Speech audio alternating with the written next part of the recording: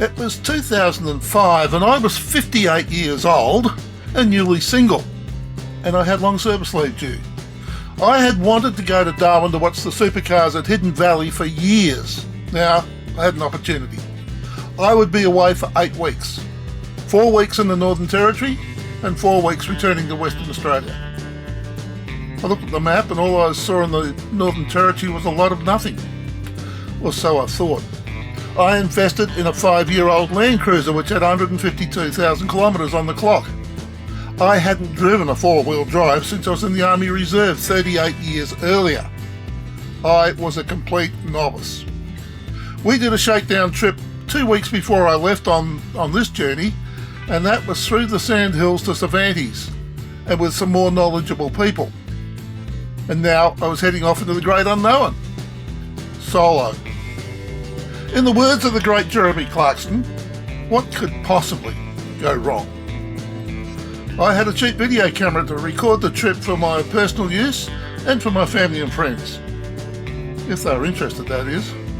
And now, 18 years later, I've decided to revisit the tapes and let the world have a laugh at my expense. The video quality is pre-standard definition, but is passable. And so, this is me on my first solo outback trip, viewing the world through my windscreen. Let's hit the road.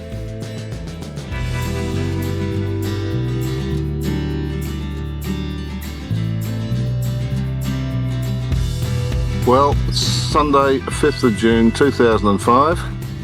She's all fully loaded. All the planning's been done.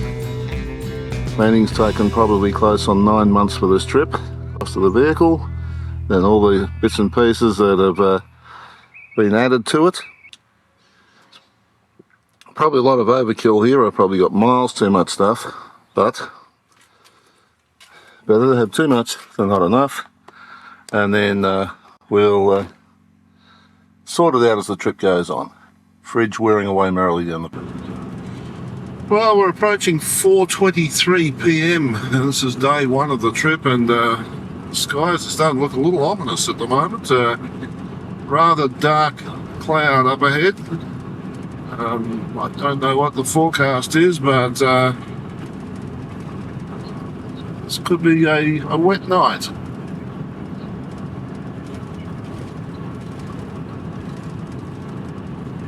Charging it in rather with the contact. Well, here's the road that obviously the water dumped on from that storm that I filmed a few minutes ago, actually 20 minutes ago. It's 20 minutes later now.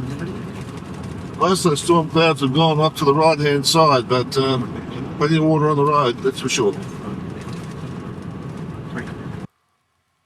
Okay, so how's this for being a wuss? Not really a wuss as such.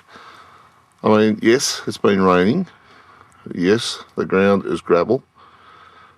And yeah, I can sleep on top, despite the rain. But for $19 for a powered site and $20 for a van, what would you do? That's what I thought. Okay, well here we are, day 2, and we're about to move on. As you can see, there's a lot of water laying around. Had a fair bit of rain last night, thunderstorms, but the skies are blue this morning. Last night we pulled in here, it was 5 o'clock, it was almost dark. Guys are running around this back paddock on motorbikes. Mind you, Southern Cross has produced a few star motocross riders in its time. Okay, time to get moving. Okay, this is Kalgoorlie on our first driving through the windscreen trip in February 2004. We turned right just down here and headed out to Esperance. Well, today we're heading straight on out through Kalgoorlie, and then we're going further north to Leonora and then up through Laverton, and from there on up the Great Central Road.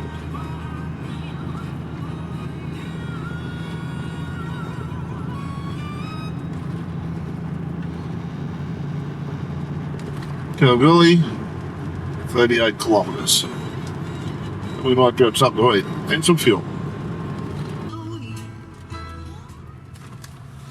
Okay, this is Hannon Street. There's Paddy, sitting there in the corner. Hannon Street, Kalgoorlie.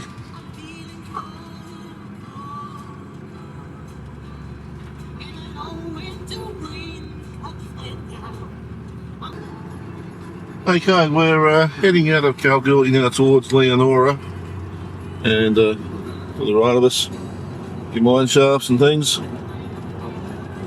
Of course, this area is littered with all this sort of thing because that's what the town's built on, mining. And that's a National Bank building, it says.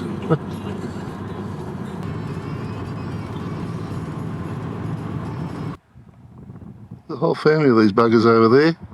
A lot of them roadkill. So we seem to have picked up a family of them.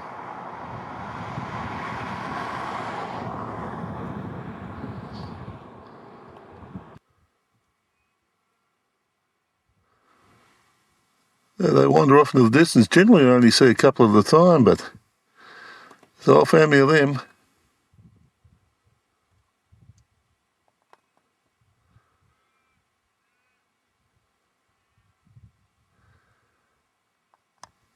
This is out towards Menzies. First scenes of Menzies. 125 kilometres or thereabouts out of Kalgoorlie. Can't remember when I reset the speedo, but it's coming into the town.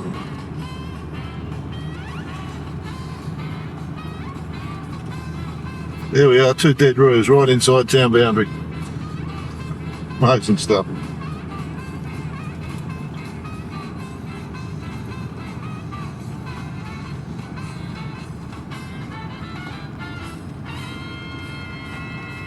Machinery display there on the left. The old town hall here on the right by the looks of things.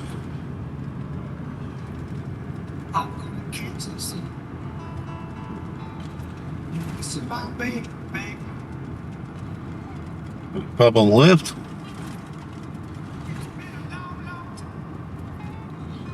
The old store. Of course, you've got to have a roadhouse. Okay, and then we're out of town. Next service, 110 kilometres, and that should be Leonora, all things being equal.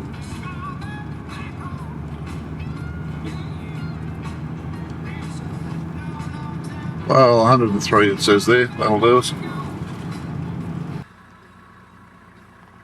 There's a whole family of them just off the road.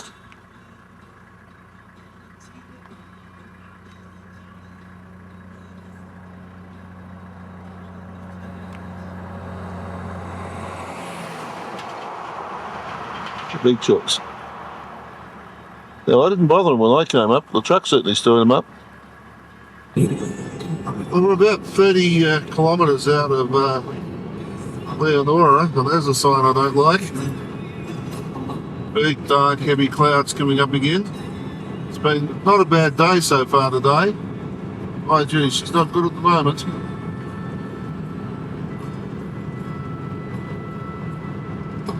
Does not look good at all. Especially in the distance there, it looks as though she might be raining. So it looked like that yesterday afternoon, and then it dumped it last night. Oh, it's still heading further north, so we'll see what happens. Well, it didn't take long. It's only a few more kilometres down the road, and here it is, it's raining. It may move over, we'll just see what happens.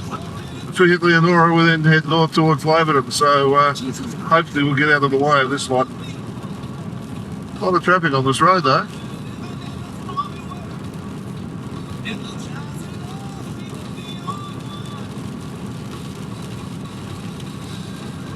A lot of trucks and people as well. But you get bits of time where you don't see anything, and then all of a sudden you get a whole heap of them all at once.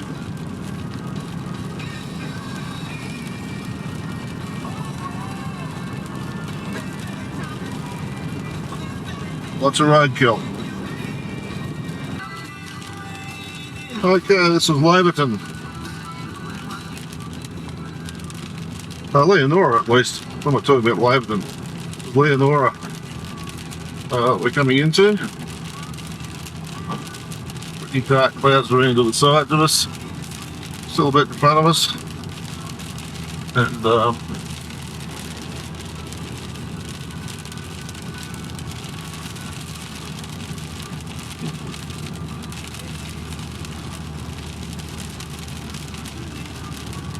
old shop front.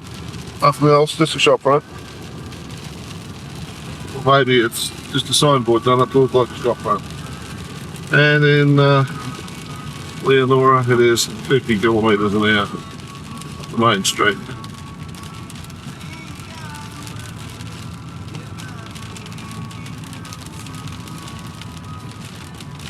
Police from the Luna straight on. Laverton off to the right. Hand pole, hot birds. We just might grab some fuel here somewhere. Would you believe we filled it up? There was a Coles Express out here. Oh well, save 4 cents a litre, 123.9. Well, about 20 kilometres out, the weather started to clear up a bit. There, looking down the road. Up to the two-way radio. The sunshine shining off the far distance down there. Still a bit dark behind us, but off to the side, that's where most of the rain seems to have gone, so maybe we might have a fine night. We'll see what happens. Anyway, meanwhile, on. Well, now we're only 70 kilometres out of where we were in Leonora, and heading to Laverton. And look at that, the sun is shining beautifully. That's now. So that's tonight. Laverton. This is the end of the bitumen for us. We're actually 4 kilometres past the turn off, and we're going to go back and turn off to go up towards Warburton. The decision is whether at 3:45 in the afternoon to make camp here for the night, or whether to push on up the road and maybe find somewhere to camp. Maybe on the other side of Cosmo. I believe that it's not too good just around there. But anyhow, let's have a look and see what's happening. Okay, this is Laverton.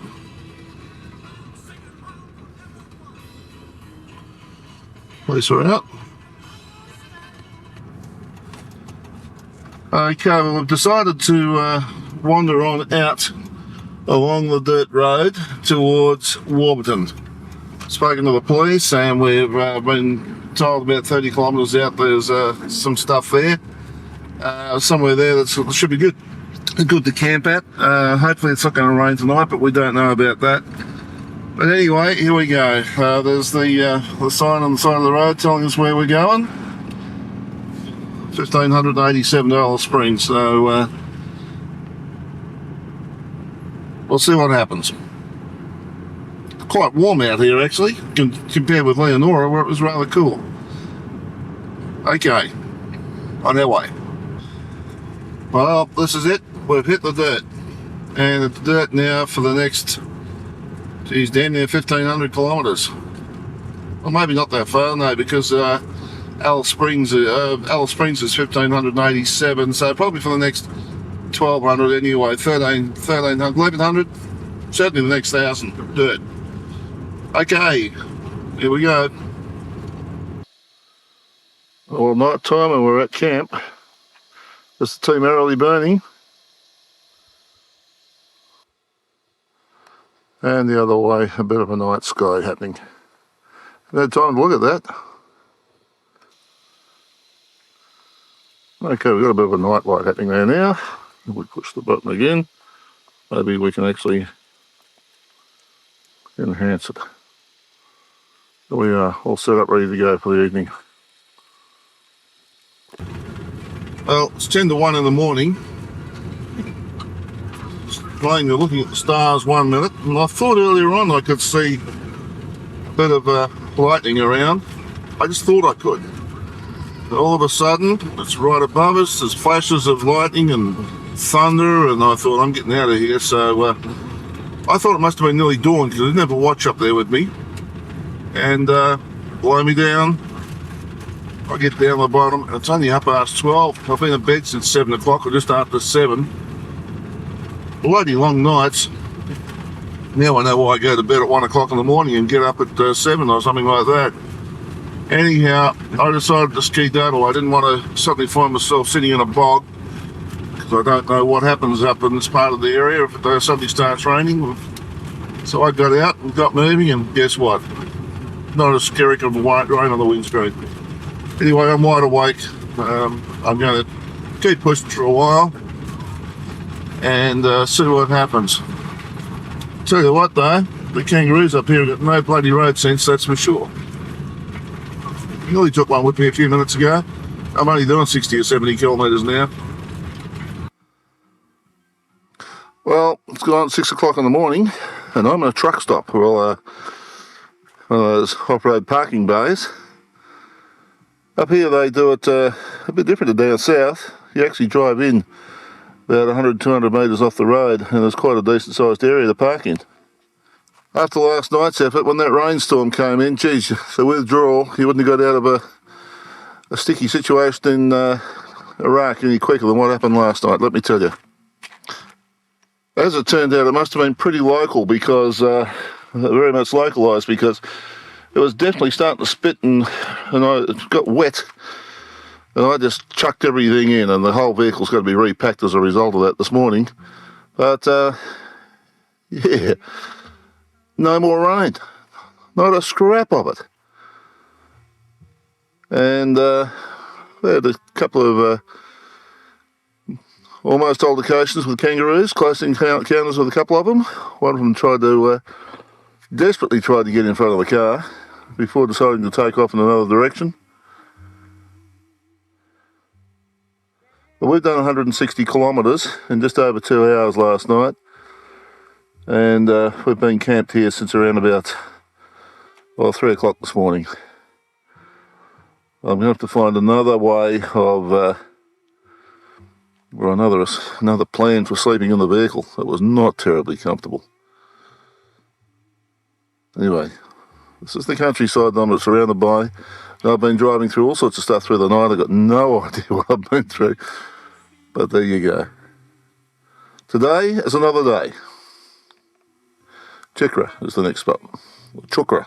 I just had a bit of a thought actually. It's this is probably indicative of what the Nullarbor was like all those years ago before they bitumenised it.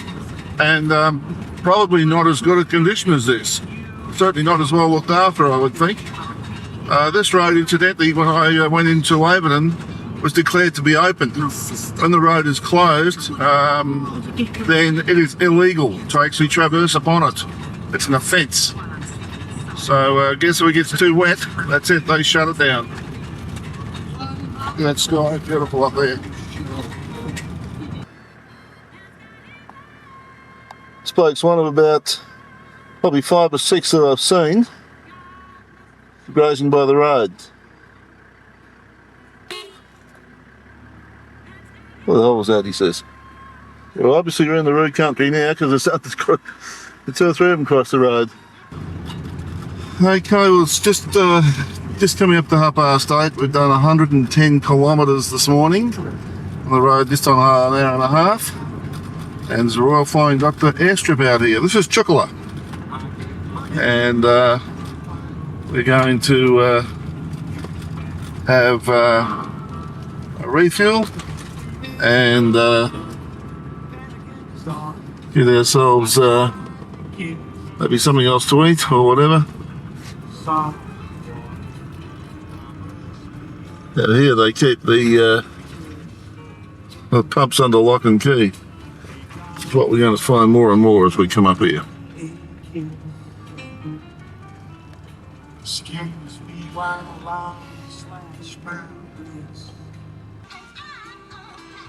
Okay, they tell me the electrician's up here, needs parts. They've got to come up from Laverton and he's got to go down and meet someone halfway. Had we known, we could have bought them up for them. Well, that's the way it goes. The sock, well, that's for the Royal Flying Doctor Service aircraft. That lands on the airstrip. Here's our airstrip, right here. And it's on the main road.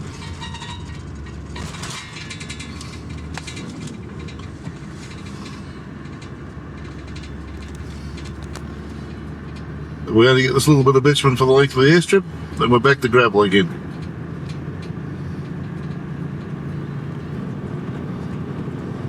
Okay, so as we get towards the end of the airstrip, get up in the air. The flattest airstrip I've driven on. Not that I've driven on a lot, but still. There we go, and we're back on the gravel again. 255 kilometres to Warburton.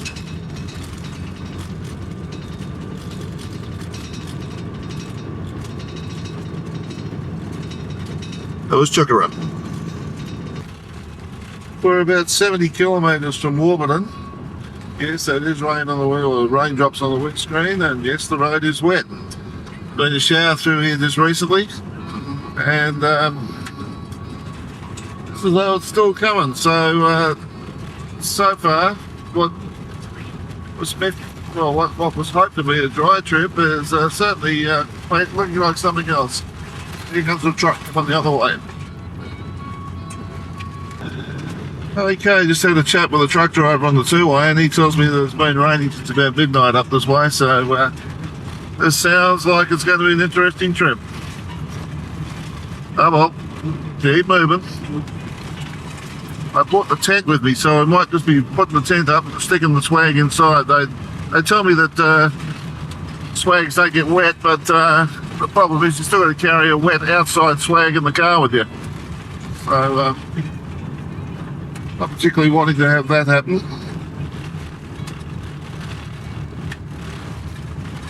Incidentally, this is what a desert looks like.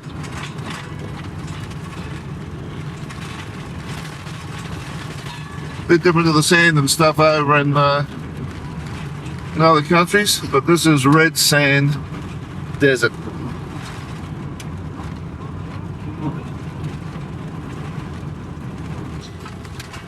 We're just a couple of kilometres out of Warburton now, and this is probably the roughest piece of road we've been on so far, and I believe it's just as bad the other side of Warburton.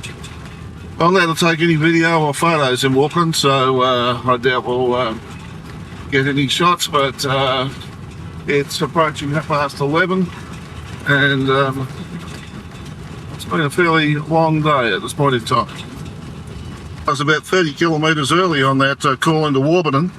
Just goes to show a bloke should have a navigator with him on this trip. It's a bit hard driving, trying to stay on the road and navigate at the same time. I missed a couple of things I wanted to have a look at, but still, that's life. Okay, the next place is Warakurna and Giles weather station. This rain, the town is awash at the moment. This is the first rain they've had in 5 years. It started about midnight last night, so I guess they're welcome to it, but well, they're welcome to it. The problem is I've got to sleep in it, so not looking forward to that, but that's life. Okay, here we go.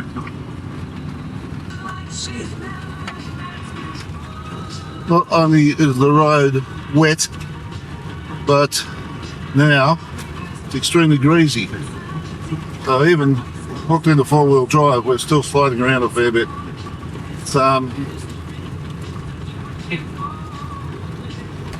This type of sand and soil gets very greasy very quickly when it gets wet. Had some experience with it in Mural. That was a bloody long time ago. Anyhow, we've got to deal with it. Geez, talk about slop. I just had to shift over a second ago and let that semi go through. Thank God for CB radio, just flicked on the channel and told him I was shifting over and let him go.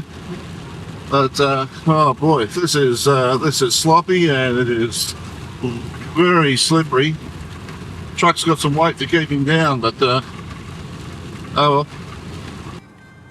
well. My map book tells me that the faint range that you can see in the background there is the Rawlinson range.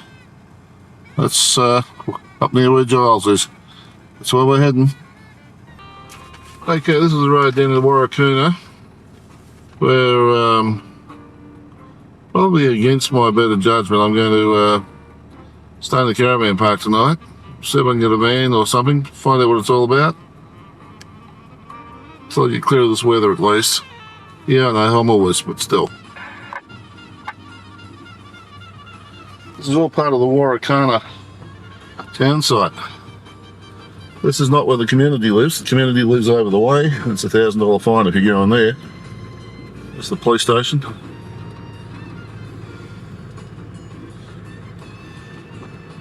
Come back over to the caravan park on the way out. Straight on takes you into the Warakurna site. It says on the gate there, no entry, $1,000 fine. Where we're going is to Giles weather station. Now the road to this place ain't exactly grand either, but let me tell you, it's a whole lot smoother than what it is back down there at the community. Giles was set up in the 50s, I think it was, to monitor what was happening with the atomic blasts down on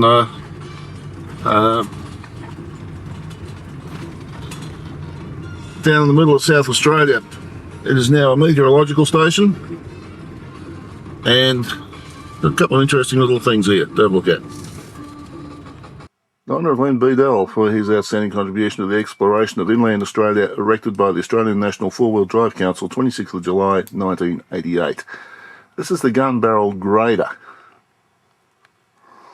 I don't know if this is the only grader, but it's certainly one of the graders that was used by Len Beadell for building the gun barrel highway.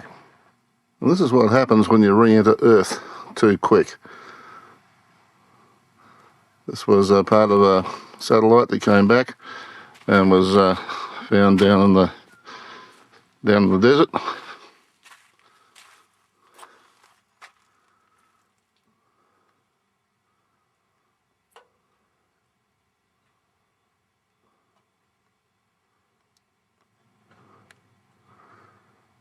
And this is the facilities, the Commonwealth Bureau of Meteorology, Giles Weather Station.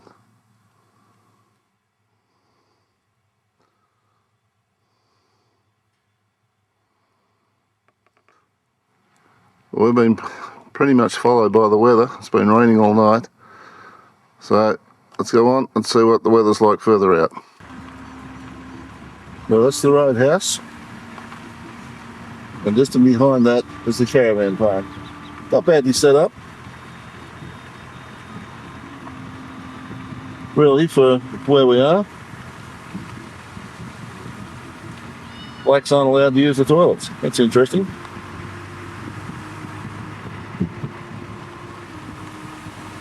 Okay, we're heading for Docker River and the road is open. Okay, so this is the Rawlinson Ranges. Finding the way.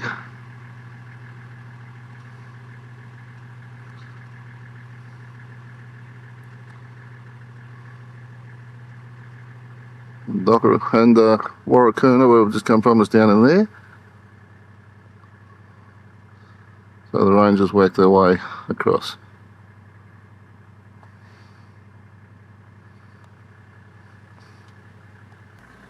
Now this tower is only 8 kilometres out of Warakurna. Just behind it runs the old abandoned, or now abandoned, gun barrel highway. And it was in there where we slept on the bus trip 2 years ago. Illegally, I might add.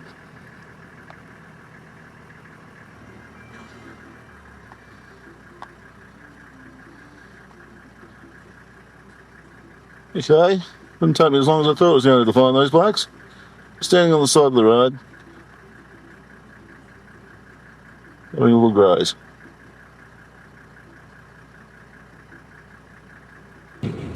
We're about 42k out of Warakurna, and the afforestation has taken a different look.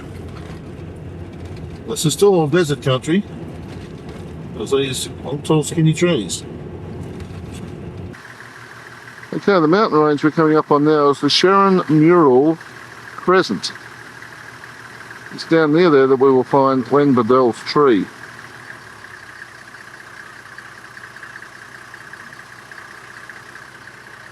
Fair bit of mist and cloud and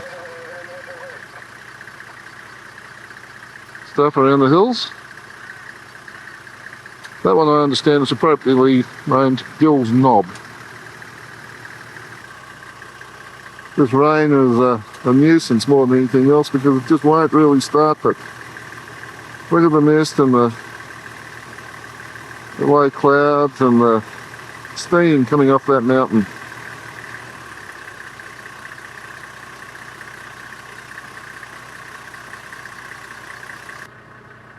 And look at that black cloud coming up behind us.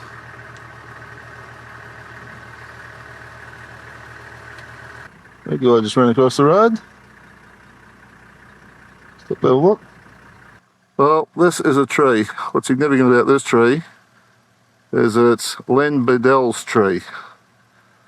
On the bottom of this tree, he's actually got a plaque with all the names of his crew. There's another one of these somewhere else along the Gun Barrel Highway, but it's in a now unused section of the highway. And it nestles just around to the side of, hey, look at that, the sun's just come out. And look what it's done over there.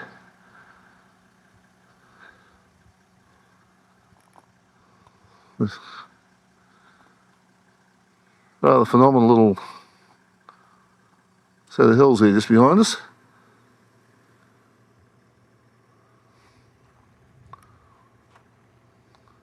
The Schwerin Mural Crescent, it's called.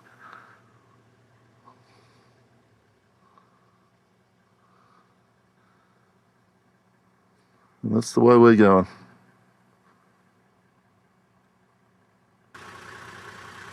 It's the plaque on the tree.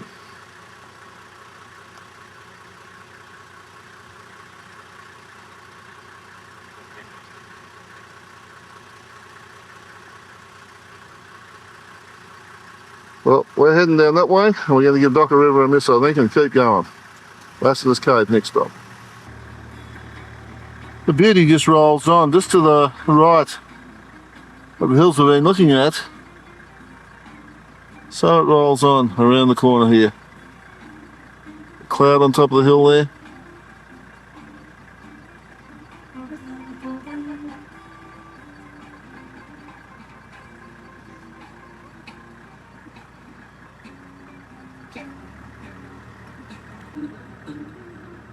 And even the odd rubber tree.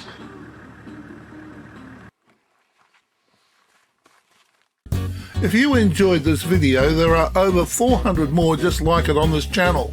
Subscribe and hit the notification bell, and we'll let you know when our next video is available. If you like this video, hit the like button, and maybe even leave a comment. If you weren't too impressed, then the dislike button tells us absolutely nothing. So tell us why, so that we can do something about it. Thanks for watching.